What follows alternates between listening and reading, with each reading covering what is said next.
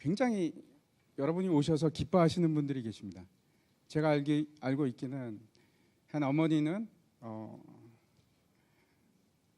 글쎄요, 몇 년을 눈물을 흘리셨을까요?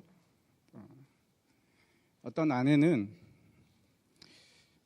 날마다 또 기도하셨던 아내분들을 제가 많이 얼마나 지금 옆에 계신 분들이 기뻐하고 행복해 하는지 모르실 겁니다, 여러분.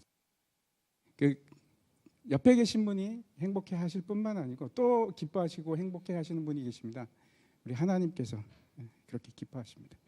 오늘 함께 잠깐 성경 말씀을 같이 봤으면 좋겠습니다. 사도행전 16장 24절부터 32절까지 말씀인데, 여러분 앞에 스크린이 나오니까 성경을 보셔도 되고요, 앞에 스크린을 보셔도 되고, 제가 읽어드리겠습니다. 잘 귀를 청종하시고 같이 따라 읽으시기, 마음으로 같이 따라 읽으시기 바랍니다. 제가 읽겠습니다. 그가 이러한 명령을 받아 그들을 깊은 옥에 가두고 그 발을 착고에 든든히 채웠더니 한밤중에 바울과 실라가 기도하고 하나님을 찬송하며 죄수들이 듣더라. 이에 갑자기 큰 지진이 나서 옥토가 움직이고 문이 곧 다 열리며 모든 사람의 매인 것이 다 벗어진지라. 간수가 자다가 깨어 옥문들이 열린 것을 보고 죄수들이 도망한 줄 생각하고 칼을 빼어 자결하려 하거늘 바울이 크게 소리 질러 이르되 내 몸을 상하지 말라, 우리가 다 여기 있노라 하니, 간수가 등불을 달라고 하며 뛰어 들어가 무서워 떨며 바울과 실라 앞에 엎드리고 그들을 데리고 나가 이르되 선생들이여, 내가 어떻게 하여야 구원을 받으리이까 하거늘 이르되 주 예수를 믿으라, 그리하면 너와 내 집이 구원을 받으리라 하고 주의 말씀을 그 사람과 그 집에 있는 모든 사람에게 전하더라. 아멘. 이 자리에 계신 분들 중에서는 젊은 분도 계시고 또 언젠가 부터 나이가 드셔서 이제 나는 늙었어 하시는 분도 계실 겁니다.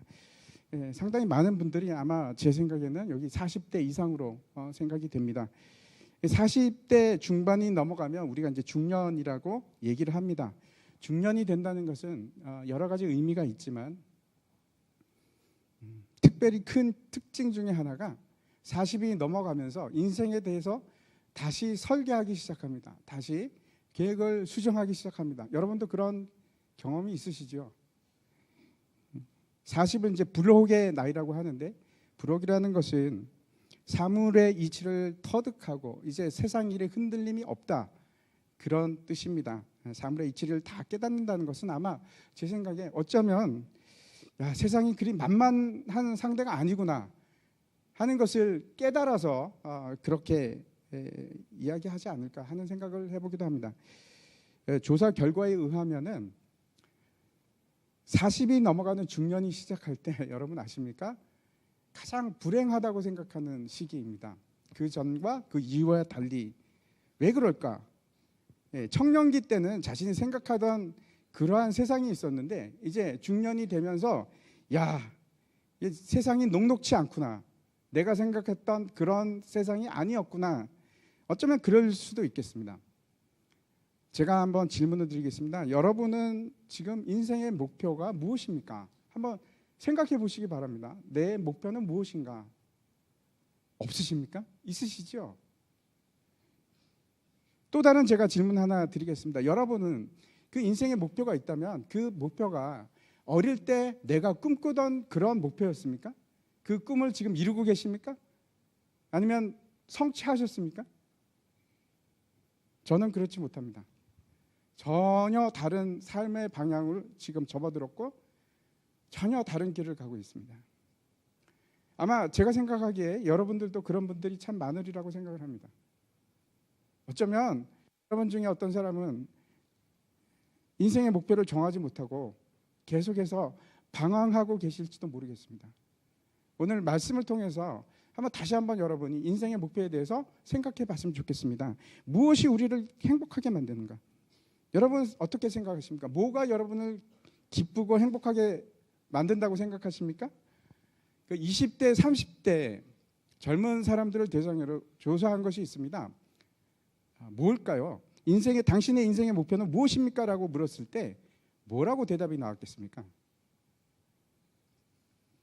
80%의 사람들이 내 인생의 목표는 부자가 되는 것입니다. 이렇게 대답을 했습니다. 여러분은 어떻습니까? 여러분의 인생의 목표랑 비슷합니까? 어쩌면 여기 80%는 안 될지라도 많은 사람들이 저런 꿈을 가지고 계실지도 모르겠습니다. 내 인생의 목표는 부자가 되는 거야. 그런데 저 80%의 사람들 중에 다시 물어봤습니다. 그러면 그 부자가 되는 거 말고 또 다른 인생의 목표가 있으십니까? 그랬더니 그 중에 다시 50%가 무슨 대답을 했는가 하면 내 인생의 목표는 유명해지는 것입니다. 이렇게 대답을 했다고 합니다. 세상이 우리에게 주는 메시지는 너무나 분명합니다. 열심히 살아라. 계속해서 열심히 노력해야 한다. 더 많은 것을 성취하라. 이것이 우리에게 분명하게 주어지는 세상으로부터의 압박이자 목표고 메시지입니다. 그렇지 않습니까? 어릴 때부터 저를 듣고 그 일을 성취하기 위해서 달려오지 않았습니까? 아마 여러분은 지금 여러분 자녀에게도 똑같은 메시지를 주고 있는지도 모르겠습니다. 너는 더 많은 걸 가져야 돼. 너는 더 높은 곳으로 올라가야 돼. 우리가 인생에 관해서 잘 알지 못합니다. 그런데 대부분 어떻게 인생을 깨닫는가? 내 과거를 뒤돌아 볼 때 인생은 이런 거였어 라고 생각을 합니다. 그런데 문제는 뭐냐 하면 그렇게 인생을 시작할 때는 이미 늦어버렸네. 이제 시간이 다 가버렸네 하는 생각을 가지게 됩니다. 아쉽게도 아담 라이프치라는 분이 계십니다. 저분인데 미국에서 영화 프로듀서로 일하는 분입니다. 저분이 이제 자기의 경험담을 얘기하는 것을 제가 들었습니다. 이분이 이제 예일 대학교를 나왔는데, 그렇죠, 굉장히 좋은 학교 아니겠습니까? 그 예일 대학교에서 졸업한 지 20년 만에, 그러니까 아마 20대에 들어가서 40대 중반이 되어서 이제 다시 동창회를 한 겁니다. 많은 사람들이 모였는데 다 대단한 쟁쟁하고 높은 교육을 받았고 좋은 집을 가지고 있고 부유하고 사치스럽게 살고 권력을 가지고 있고 세상 사람들이 다 부러워하는 그런 위치에 있는 사람들이었습니다. 그런데 놀라운 것은 저분이 이제 물어보기 시작했습니다. 당신은 행복하십니까? 자네는 행복해? 여러분, 놀라운 사실은 그 하버드 대학교의 졸업생 20명이 지금 내노라 하는 사람들의 80%가 나는 불행해 라고 대답을 했습니다. 여러분, 의아하게 생각하지 않으십니까? 그러면 나머지 20% 나는 행복해 라고 생각하는 사람은 도대체 뭐야? 80%의 사람들은 모든 것을 가진 사람들인데 자기 자신은 불행하다고 생각하고 있는데, 그럼 나머지 20%의 사람들은 도대체 뭘까? 여러분, 돈이 많으면 행복할까요? 더 행복을 가질 수 있을까요? 어떻게 생각하십니까? 혹시 지금까지 그렇게 생각해 오시지 않으셨습니까? 만약에 돈을 내가 더 가지는 것이 더 행복하다고 한다면 우리나라에서 가장 행복한 사람은 삼성그룹 이건희 회장일 겁니다. 그렇죠, 맞죠? 그분이 가장 행복해야 됩니다. 그런데 우리가 잘 알지 않습니까? 그분이 행복하지 않은 거. 그러면 권력을 가지면 행복할까요? 아니면 유명하면 행복해질까요? 만약에 권력을 가진 것으로 행복하다고 하면은 우리나라 대통령들은 다 우리나라에서 최고로 행복한 사람이 되어야 됩니다. 아닌 거 우리가 너무나 잘 알고 있습니다. 유명해지다고 행복합니까? 아니죠. 행복은 그런 데 있지 않습니다. 착각입니다. 너무나 큰 착각입니다. 만약 여러분이 행복해지기를 원한다면 책방에 가서 책을 보면서 배울 수도 있겠죠. 제가 한번 인터넷 서점에 들어가서 행복이라는 단어를 쳐서 어떻게 하면 행복해질까 하는 책이 얼마나 되는지 한번 봤습니다. 여러분, 몇 권이나 될까요? 9,700권, 거의 10,000권에 가까운 행복 지침서들이 있었습니다. 그 중에 재미있는 것들도 있었는데 어떤 책들이 있었냐면 미운 남편과 행복하게 사는 법이라는 책도 있었고, 나쁜 와이프가 행복하다, 여러 가지 정말 다양한 행복한 방법들에 관한 책들이 많이 있었습니다. 제가 저 책들을 폄하하는 건 절대 아닙니다. 저 재미있어서 저렇게 올렸을 뿐입니다. 읽어보지 않았습니다. 그런데 미국에 있는 아마존 서점에 제가 들어가서 해피니스라는 단어를 쳐서 한번 찾아봤습니다. 행복에 관한 책이 얼마나 될까? 여러분 얼마나 될까요? 24만 권이 있었습니다. 24만 권. 그걸 다 알면 행복해질까요? 알 수 있을까요? 그럴 필요 없습니다. 제가 오늘 말씀드리려고 합니다. 어떻게 하는 것이 행복해지는 건지 제가 분명하게 말씀드리겠습니다. 안 읽으셔도 됩니다. 자신이 행복하다고 느끼는 20%의 사람들, 그 사람들은 도대체 왜 행복하다고 느낄까? 좀 더 제가 정확하게 말씀드리면 이 사람들은 어떤 사람들일까? 답을 아십니까? 저 모든 책들의 공통된 주장이고 모든 연구 결과에 답이 있습니다, 여러분. 나와 있습니다. 그게 뭔가 하면 그 20%의 사람들은 인생의 의미, 인생의 목적이 무엇인지 깨달은 사람들입니다. 발견한 사람들입니다. 행복하다는 것은 절대로 내가 많은 것을 가지는 것으로 오지 않습니다. 행복한 것은 내가 인생의 목표를 발견하고 내 것을 주기 시작하는 사람들입니다. 이상하죠? 자신이 행복하다고 생각하는 사람들은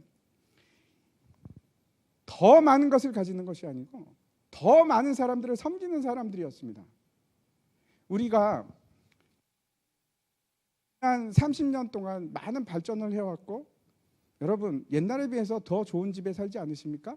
더 좋은 차를 타고 더 좋은 음식을 먹고 어쩌면 여러분의 수입이 더 많이 늘어날 수도 있습니다. 그런데 모든 지표가 좋아지는 것처럼 보이지만 지난 30년간 전 세계적으로 공동적으로 늘어나는 것이 있었습니다. 자살률. 너무나 많은 사람들이 쉽게 목숨을 버리는 세상이 되었습니다. 우리나라는 여러분 잘 아시죠? OECD 국가 중에서 최고로 자살을 많이 하는 나라입니다.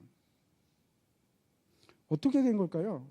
모든 사람들이 다 잘 살게 되었는데, 더 많이 가지게 되었는데 왜 사람들은 외롭다고 생각하고 왜 사람들은 좌절하고 자기 자신을 포기할까요?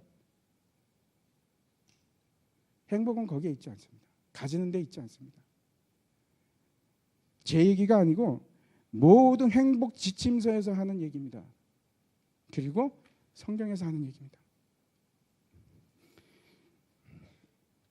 연구에 따르면 사람들이 실망하는 이유가 있는데 그 이유는 행복하지 않아서가 아니고 뭔가 부족하기 때문에 그렇습니다. 좌절하는 이유는 내가 부족하기 때문에 그렇습니다. 인생의 의미라는 건 훨씬 심오한 문제입니다. 삶의 의미는 무언가를 가지는 것으로 얻는 것이 아니고, 삶의 의미는 내가 사랑 안에서 유대감을 가지고 그리고 그 안에서 누군가를 위해서 봉사하는 삶을 살아갈 때 그때 자신이 가치 있다고 느끼기 시작하는 겁니다. 이런 겁니다. 사람들이 여러분에게 당신은 무슨 일을 하십니까? 직업을 물어보면 여러분 때로는 당황스럽습니다. 그렇죠? 마땅히 할 말이 없을 수도 있습니다. 어떤 사람들은 이렇게 얘기합니다. 예, 교사입니다. 아니면 예, 간호사입니다. 아니면 나는 사업을 하고 있습니다. 아니면 직장에 다닙니다. 이런 얘기를 할 수 있는데, 여러분 삶의 의미를 발견한 사람들은 다른 생각을 가집니다. 당신의 직업이 무엇입니까? 그러면 어떻게 대답을 하냐면 예, 나는 아이들에게 꿈을 주는 직업을 가지고 있어요. 전혀 다른 접근을 합니다. 당신은 직업이 뭡니까? 예, 나는 사람들이 배고픔을 면하고 맛있는 음식을 어떻게 하면 제공할 수 있을까? 그런 일을 합니다. 식당에서 일하지만 나는 사람들에게 봉사하고 있습니다. 당신은 무슨 일을 합니까? 예, 나는 사람들이 잘 편리한 통화를 하기 위해서 핸드폰을, 그 사람들에게 멋진 핸드폰을 만드는 일을 지금 돕고 있습니다. 다르지 않습니까?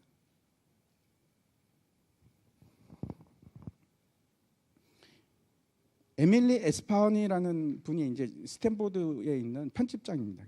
저분이 이제 책을 썼는데 삶의 의미에 대해서 책을 썼습니다. 그런데 삶의 의미를 구성하고 있는 4가지 요소에 대해서 아주 잘 정리를 했습니다. 제가 그걸 소개해 드리려고 합니다. 첫 번째 요소가 뭐냐면 사랑 안에 거할 때, 내가 사랑 안에 거할 때 내 가치가 무엇인지 발견하는 겁니다. 저 사람이 나를 사랑하는구나. 야, 그래, 나는 가치 있는 존재야. 여러분, 사랑을 떠나서는 내 가치를 발견할 수가 없습니다. 누군가 나를 사랑하기 시작할 때, 그래, 나는 존재 가치가 있는 사람이야. 저 사람이 나를 아끼고 사랑해줘. 나는 그런 사람이야. 첫 번째, 삶의 목적을 발견하는 첫 번째는 여러분, 반드시 사랑 안에 대해 거해야 됩니다. 두 번째가 있는데, 두 번째,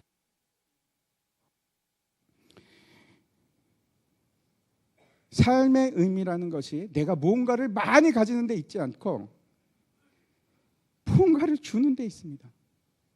그것이 내 존재 가치입니다. 저 사람을 위해서 내가 어떻게 봉사할까? 그래, 나는 이렇게 가치가 있는 사람이야. 목적이 다릅니다. 삶의 목적이 그겁니다. 인생의 목적은 여러분이 살아갈 수 있는 이유를 제공하고, 인생의 목적이 그 이유를 제공하는 것이 여러분의 삶의 원동력이 되어서 여러분이 살아갈 수 있는 겁니다. 그 목적은 내가 취하는 것으로, 내 만족으로 절대로 만족되지 않습니다. 주는 겁니다. 어떻게 하면 저 사람을 내가 섬길까? 어떻게 하면 저 사람을 기쁘게 할까? 그것이 두 번째, 여러분이 삶의 목적을 이해하는 두 번째 요소입니다. 세 번째 요소는 전혀 다른 방식으로 자신을 넘어서는 겁니다. 초월성, 이런 겁니다. 자신을 넘어서기 시작할 때, 여러분 큰 대자연 앞에 서면은 막 자신이 더 커지는 거, 그런 느낌을 받으신 적이 있으시죠? 병실에 큰 나무가 있으면은 그걸 보는 사람들은 훨씬 더 치유의 회복력이 강하다고 합니다. 네 번째 요소는 나 자신의 이야기를 쓰는 것입니다. 먼저 내 자신이 누굴까? 내가 어떤 과정을 통해서 내가 형성되어 왔을까? 그걸 이해해야 합니다. 내 자신의 스토리가 뭔지 내가 이해하는 겁니다. 그런데 우리가 저자라는 것을 많은 경우 우리가 놓치고 이해하지 못하고 그렇게 살아갑니다.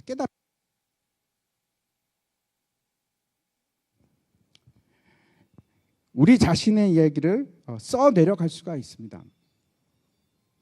내 얘기를 수정하고 해석하고 재구성하고, 여러분은 그럴 수 있습니다. 여러분이 주인이 되어서 여러분의 이야기를 써내려갈 수 있습니다. 이지선 씨라고 여러분 아시죠? 대학교 4학년 때 교통사고, 음주운전을 한 분이 사고를 내갖고 거기서 피해를 당합니다. 그래서 5도 화상을 입고 온몸이 화상을 입고 무려 40번에 걸쳐서 수술을 하고 그 고통과 아픔을 찾아내고 이겨내고 승리한 분입니다. 지금은 이분도 이제 중년이 되어서 한동대 교수가 되었습니다. 잠깐 제가 편집한 건데 한번 보도록 하겠습니다.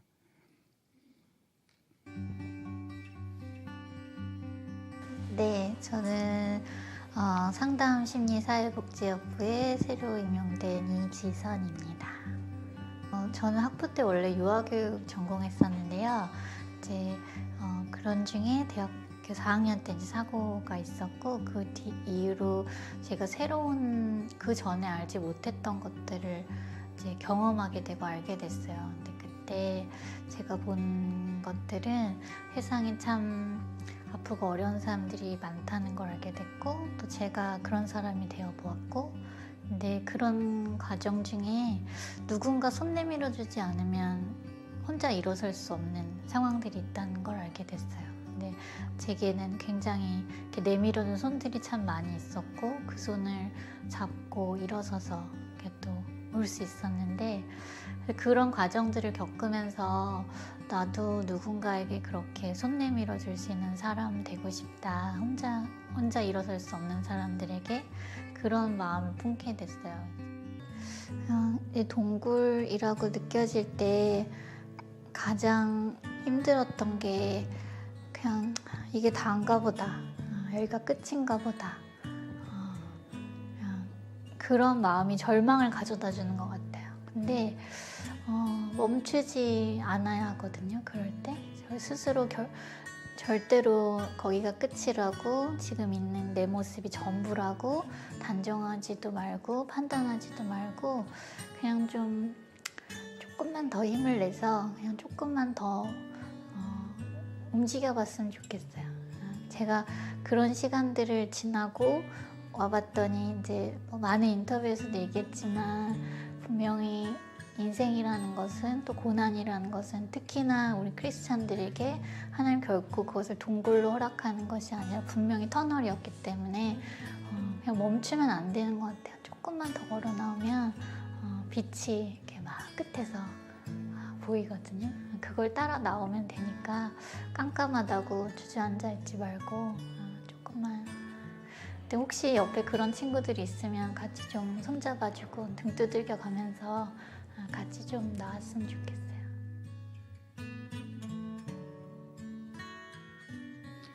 네, 지금 내 꼴을 봐, 내 모습이 이래. 그리고 좌절하고 절망하고 죽으려고 했던 것이 아니고, 그 가운데서 다시 자기 이야기를 쓰기 시작하는 겁니다. 그래, 하나님께서는 나에게 이런 고통 가운데 있게 하신 이유가 있을 거야. 그리고 다시 쓰는 겁니다. 나는 비참해라고 쓰는 것이 아니고, 그래, 나는 계획이 있어. 하나님이 분명히 나를 향한 계획이 있을 것이고, 그리고 저분이 다른 사람을 돕는 사람이 되는 겁니다. 자기 아픔을 딛고 일어서서. 그 앞에서 제가 말씀드린 에밀리 에스파니라는 분은 여러분 예수를 믿는 분이 아닙니다.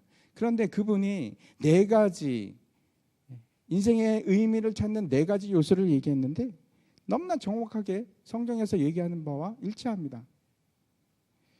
인생의 의미는 이런 겁니다. 사랑 안에 거하고 예수 그리스도의 사랑 안에 거하시기 바랍니다. 그리고 남을 위해서 살아가는 삶을 사셔야 됩니다.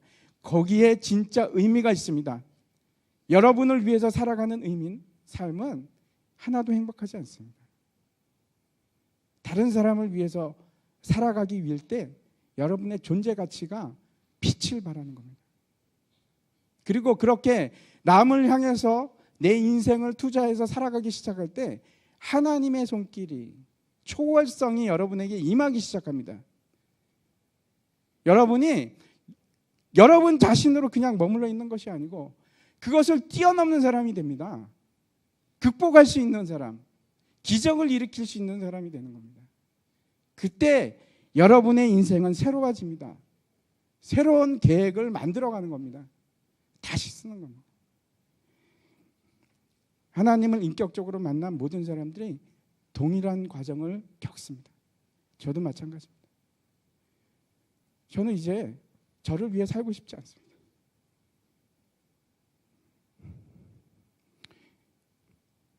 그리스도 안에, 사랑 안에 거하고,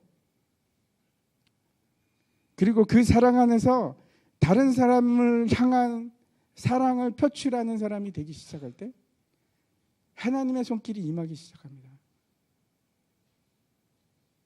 그리고 내 인생은 전혀 다른 삶을 살아가기 시작하는 겁니다. 그렇게 살아갔던 사람이 또 한 사람이 있습니다. 오늘 성경에 나온 바울입니다.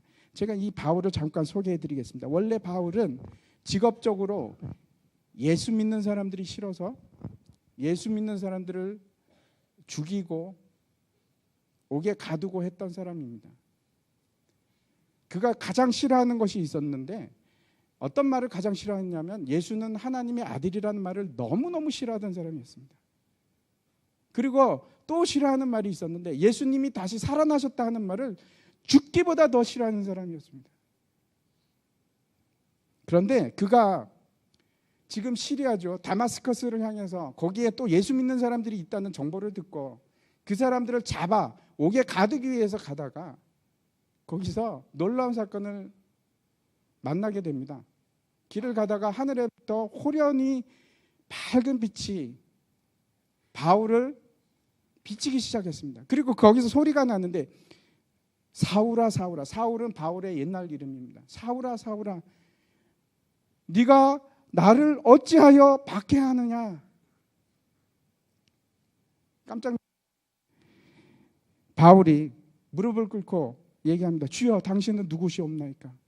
그때 그 소리가 뭐라고 얘기하냐면 나는 박해하는 예수라, 이렇게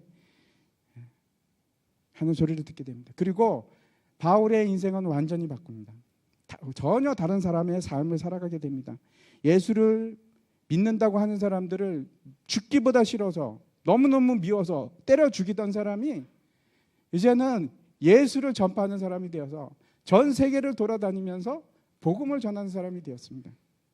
오늘 성경 말씀은 바울이 신라라고 하는 동역자와 함께 지금 그리스 지방을 여행을 하면서 거기서 복음을 전하다가, 예수 그리스도를 전하다가 사람들에게 매를 맞습니다. 옷이 찢기고 그리고 옥에 갇히게 되는 장면부터 시작하는 겁니다. 당시 로마 시대의 감옥은 지하 감옥도 있고 세 가지 종류의 감옥이 있는데, 바울과 실라가 잡혀서 감금이 된 감옥은 지하 감옥입니다. 저기는 어떤 사람들이 들어가는가 하면 사형수만 들어가는 곳입니다. 저기에 들어갔다는 것은 이제 죽는다는 의미입니다. 그럼에도 불구하고 이 사람들이 도대체 어떤 일을 했는지 한번 성경 말씀을 한번 보도록 하겠습니다. 같이 여러분 한번 같이 읽어보겠습니다. 준비되셨습니까? 같이 읽겠습니다. 시작. 한밤중에 바울과 실라가 기도하고 하나님을 찬송하며 제수들이 듣더라. 이에 갑자기 큰 지진이 나서 옥토가 움직이고 문이 곧 다 열리며 모든 사람이 매인 것이 다 벗어진지라. 생각해 보시기 바랍니다. 여러분, 이상하지 않습니까? 지금 이 사람들이 겪어야 되는 것은 아픔과 억울함과 고통과 두려움과 제발 좀 치유하는 외침이 나와야 되는데, 이 사람들이 지금 밤에 뭘 하고 있냐? 기도하면서 하나님을 찬송하고 있습니다. 하나님, 도대체 어떻게 된 겁니까? 통곡하면서 애걸복걸하는 것이 아니고 하나님께 찬양을 하고 있습니다. 여러분, 이해가 가시죠? 아마 간수들이 이렇게 생각했습니다. 저 미친놈들. 예수 믿지 않는 사람들은 예수 믿는 사람을 보면 미친 것처럼 보입니다. 정신 나간 사람처럼. 왜 저러고 살까? 그런데 여러분, 그렇게 일반적으로 생각할 수 있는데 다시 한번 생각해 보시기 바랍니다. 도대체 저 사람들에게 왜 저 사람들이 저러고 있을까? 도대체 무슨 힘이 저 사람들을 붙잡고 가고 있을까? 여러분, 이것은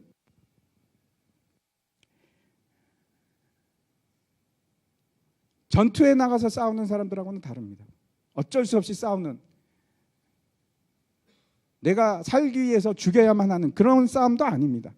앞에 이진선 씨를 한번 잠깐 생각해 보시기 바랍니다. 어떤 힘이 40번의 대수술을 견디고 극복하고 일어날 수 있게끔 만들었을까요? 도대체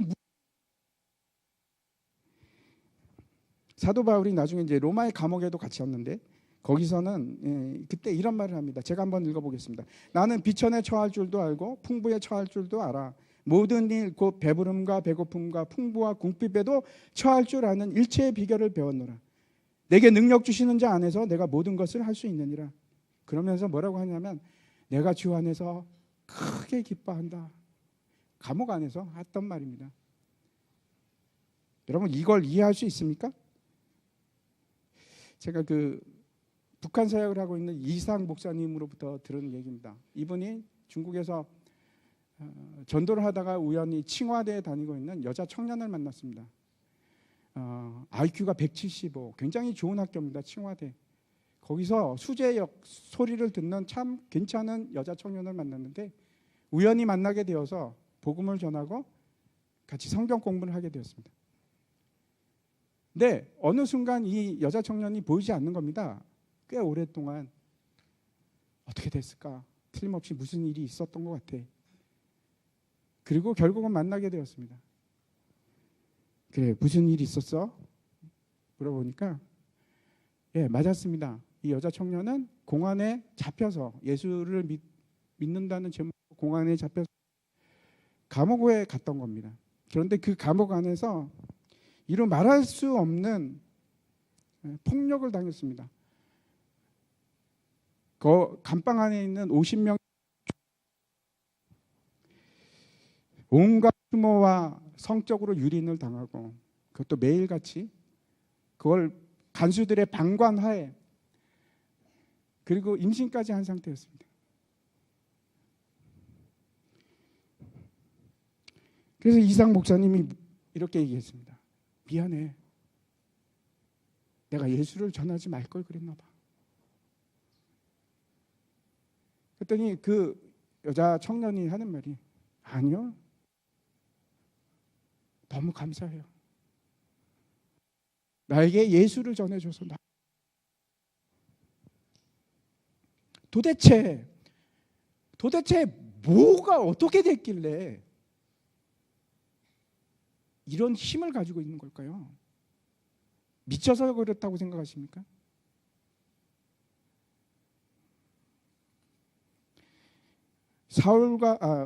바울과 실라 얘기는 여기서 끝나지 않고, 그 두 바울과 실라가 기도와 찬양 때 초월을 경험한, 다시 말씀드려서 기억이 일어납니다. 큰 지진이 나서 감옥이 흔들면서, 그러면서 옥문이 다 열리고 심지어는 발에 차고 있던 착고까지 다 풀어지게 되었습니다. 이 간수가 잠을 자다가 지진 때문에 놀라서 일어나니까 옥문이 열려 있고, 이거 큰일 났다, 모든 죄수들이 다 도망갔겠구나. 그리고 스스로 자결을 하려고 합니다. 왜 그런가 하면 로마법에 의하면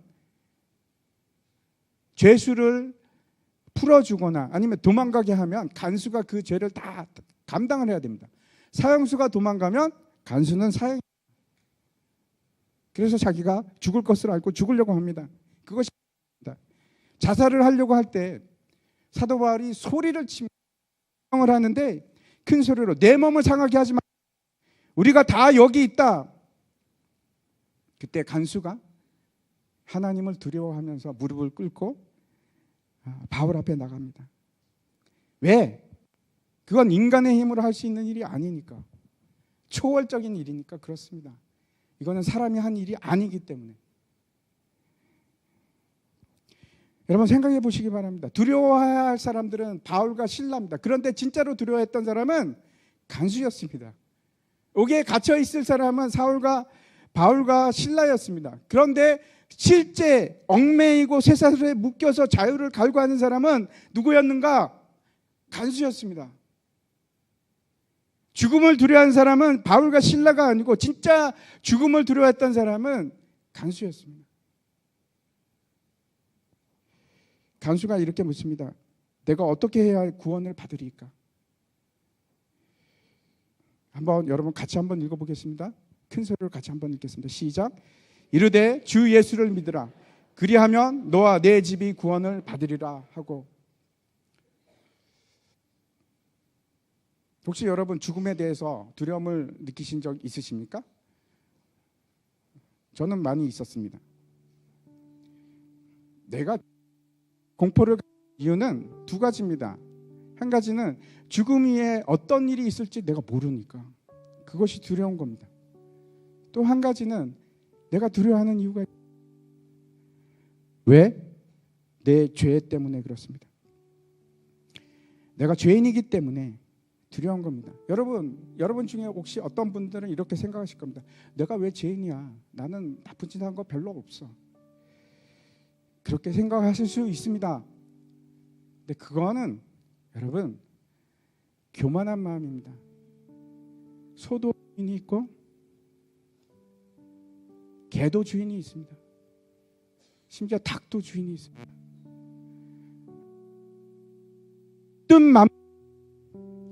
여러분 주인이 있습니다.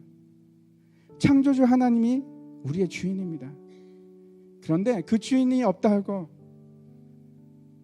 내가 주인이다 살아가는 것이 여러분 얼마나 하나님 보시기에 교만한 것인지 아십니까? 하나님이 살아계심에도 불구하고 에이 하나님이 어디 있어? 그런 거 없어. 그 하나님을 멸시하고 인정하지 않고 부인하는 것이 여러분 얼마나 큰.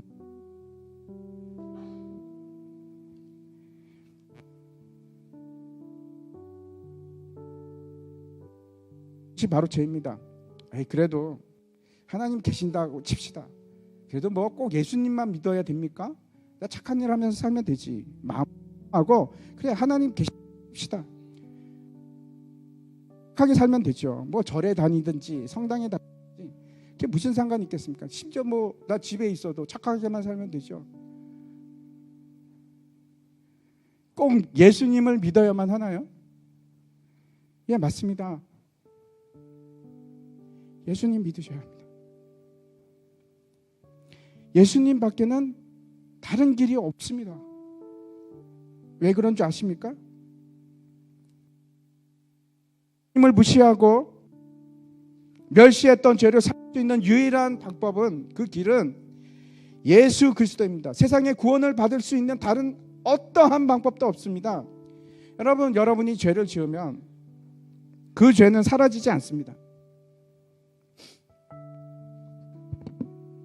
여러분이 평생을 착하게 산다고 할지라도 한번 도둑질을 했건 물건을 참지 못해서 살인을 했건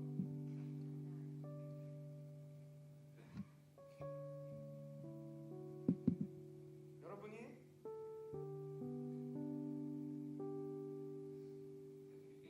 범한 죄는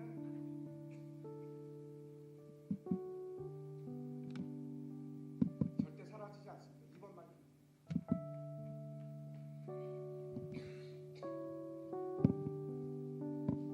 예, 이제 나오네요.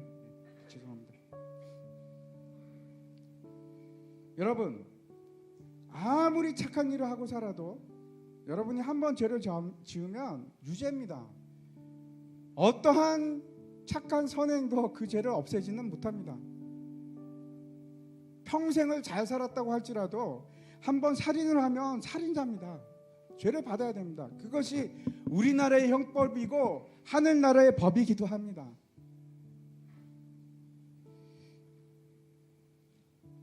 유일한 무죄 선고를 받는 방법은 여러분, 누군가 내 대신 나의 형벌을 대신 지는 수밖에 없습니다. 내 형벌은, 모든 죄의 형벌은 성경에서 분명히 얘기합니다. 죽음입니다. 사망입니다. 내가 죄에서 자유케 되기 위해서는 누군가 내 죄를 대신해서 죽지 않으면 안 됩니다. 그런데 여러분을 위해서 죽은 분이 계십니까? 석가모니가 여러분을 위해서 죽으셨습니까? 아니면 공자가 여러분을 위해서 죽으셨습니까? 아니면은 여러분의 부모님이 여러분의 죄를 위해서 죽었던 적이 있습니까? 아니요. 여러분의 죄를 위해서 죽은 분은 단 한 번 예수 그리스도밖에 없습니다. 세상에 여러분 그런 얘기를 들어본 적이 있으십니까? 내 죄를 위해서 누군가를 죽었다, 그런 얘기를 들어보신 적이 있으십니까?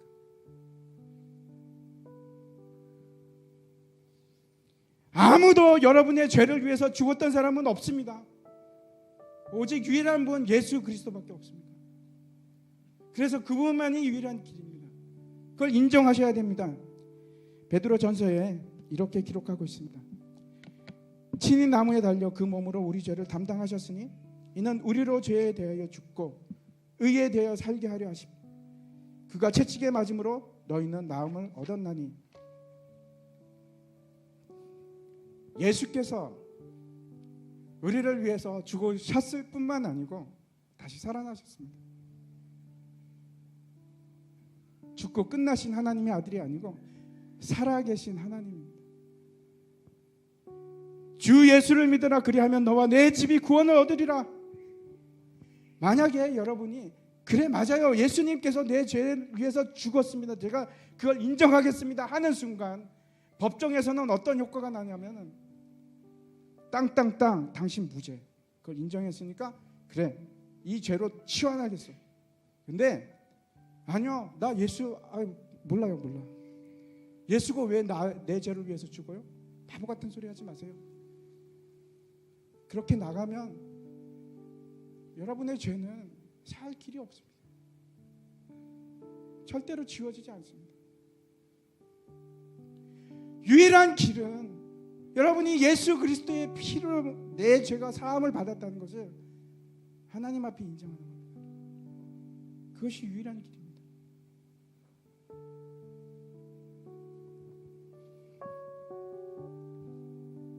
인정할 때 다시 여러분에게는 형벌이 없습니다. 인정하지 못한 사람들은 형벌이 기다립니다.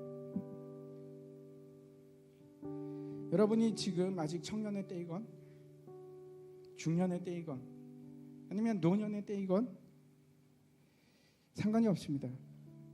이제 여러분의 인생의 진정한 의미와 목적을 바꾸실 때가 됐습니다. 여러분, 지금까지 여러분을 위해서 살아왔습니까? 그것은 절대로 여러분을 행복하게 하지 못합니다. 그 속에서는 절대로 인생의 의미를 찾을 수가 없습니다.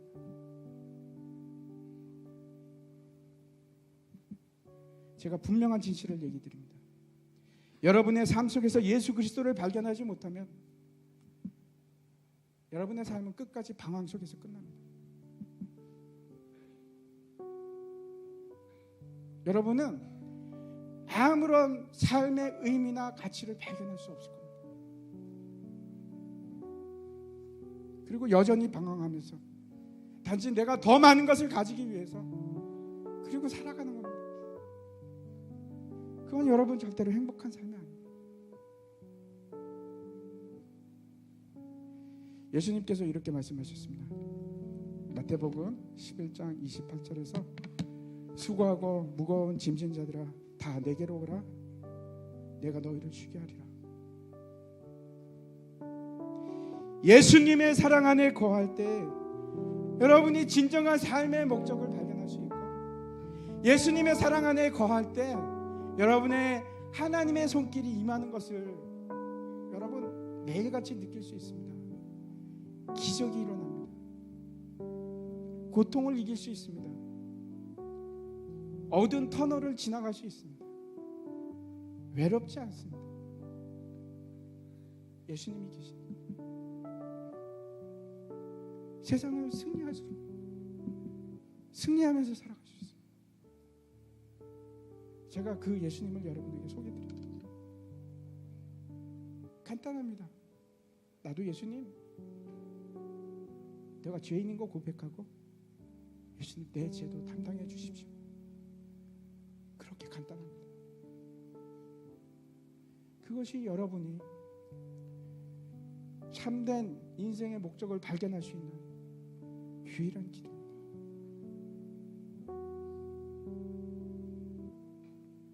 사랑 안에 거할 때 목적을 발견하게 되고 목적을 발견할 때 여러분에게 초월성이 생기기 시작합니다.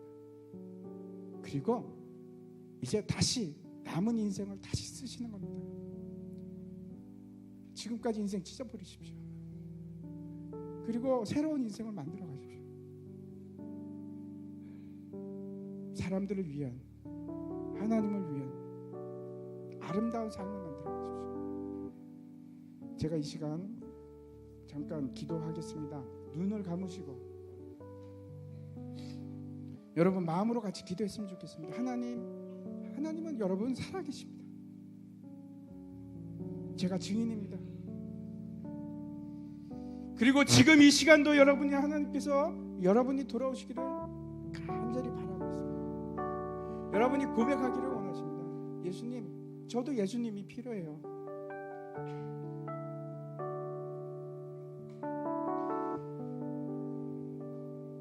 여러분, 그 하나님의 사랑 안에 거하시기 바랍니다. 그 사랑의 보증이 예수 그리스도십니다. 그분이 죽으셨고 그리고 다시 살아나신 것이 하나님의 사랑의 확증입니다. 여러분이 지금 만약에 내 하나님, 저를 위해서 죽으신 예수 그리스도를 나도 주님으로 맞이하기를 원합니다 라고 할 때,